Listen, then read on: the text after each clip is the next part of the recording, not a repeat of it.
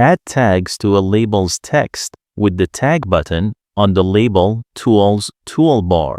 This is the full list of simulation results, organized hierarchically. If a tag is customizable, clicking it opens a window with its parameters. We selected the U tag. The text field shows 3B1, its shortcut form.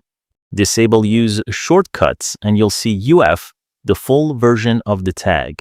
Shortcuts are useful when operating with very long tags. If you place the cursor in the middle of a tag and press the Tag button, you can modify its parameters. Now we'll show some more complex examples.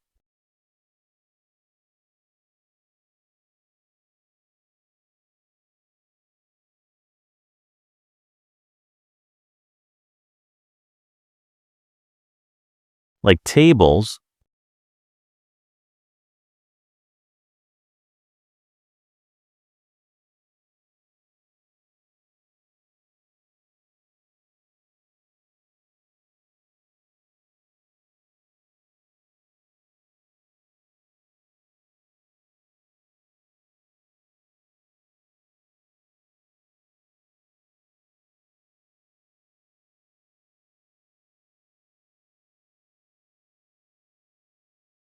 even views can be accessed through tags.